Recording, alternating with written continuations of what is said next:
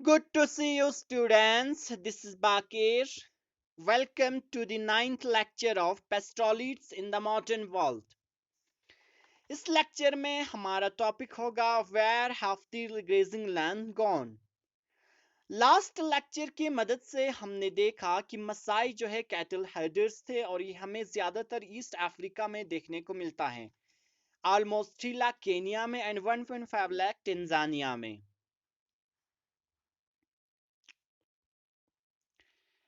इसके अलावा हमने देखा कि कॉलोनियल रूल से पहले मसाई लैंड नॉर्थ केनिया से नॉर्दर्न टंजानिया तक फैले हुए थे, बट कॉलोनियल रूल के बाद ये जो जमीन थी इसको डिवाइड किया गया दो कैटेगरीज में।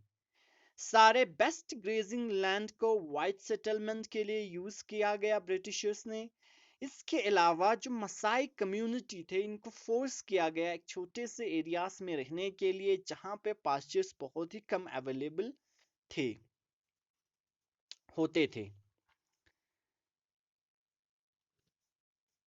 Next, as student, in the late 19th century, Britishers encouraged the cultivation community. लेट 19th सेंचुरी में ब्रिटिशर्स ने कल्टीवेशन कम्युनिटी को काफी इनकरेज किया। वजह क्या थे? वजह ये था कि पहले ग्रेजिंग लैंड पर तो कोई अनप्रोडक्टिव थे, इनको कोई फायदा नहीं हो रहे थे।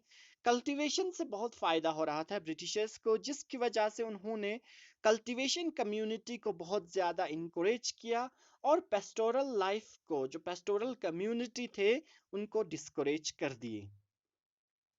All the best or land or grazing land converted into cultivation land.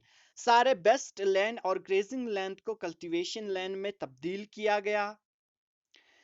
Before the British, Maasai community dominate politically and economically. कहा जाता है कि ब्रिटिश राज से पहले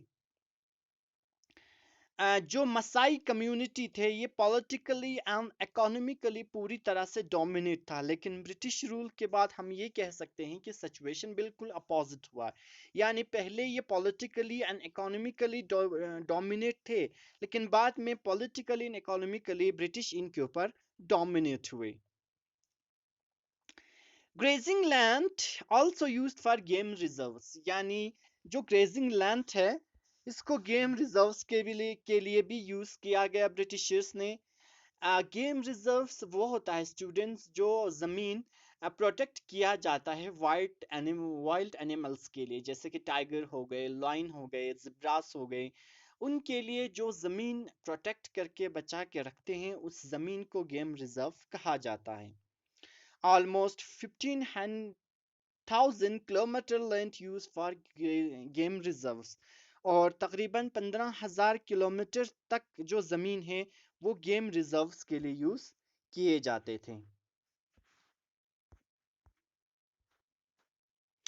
due to this Maasai force for hot life and lack of fodder for their animals, इसकी वजह से अब जो मसाई कम्युनिटी है इनकी लाइफ में बहुत सारे बदलाव आए।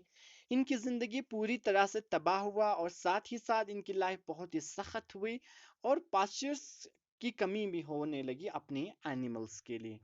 तो इस वजह से हम ये कह सकते हैं स्टूडेंट्स कि ब्रिटिशर्स ने एक तो वाइट सेटलमेंट के लिए इन सारी ग्रेजिंग लैंड को यूज़ किया गया जो कि उनके लिए बहुत ज़्यादा फ़ायदा थे, क्योंकि ब्रिटिशर्स अक्सर इन चीज़ों को अनप्रोडक्टिव मानते थे। इसके अलावा ब्रिटिशर्स जो है धीरे धीरे पॉलिटिकली इकोनॉमिकली डोमिनेट होने लगा, तो उन्होंने सारे जो बेस्ट ग्रेजिंग लैंड है इन सारे लैंड को गेम रिजर्व्स के लिए भी यूज़ किया गया।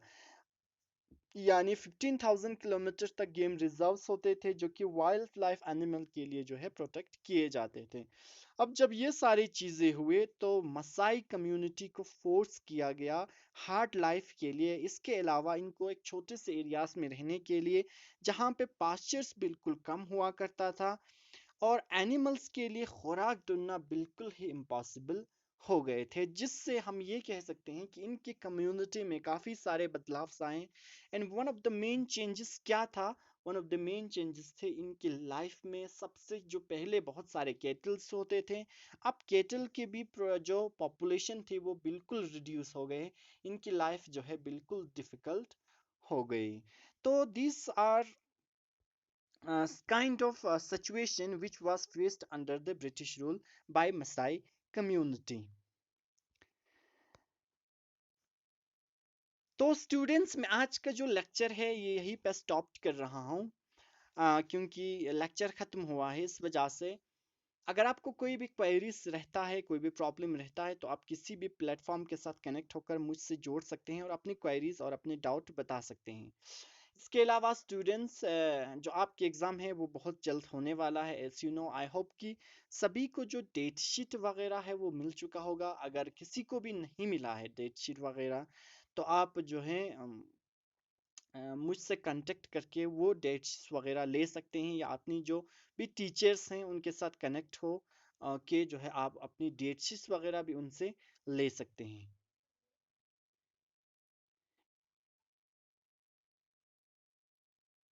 इसके अलावा अगर आपको ड्यूरिंग प्रिपरेशन कोई भी डाउट, कोई भी प्रॉब्लम रहता है, या कोई भी आपको सवाल है जो कि आपके मन में क्वायरीज, डाउट्स, तो आप जो है बेझिझक जो है आप किसी भी प्लेटफॉर्म के साथ कनेक्ट होकर पूछ सकते हैं।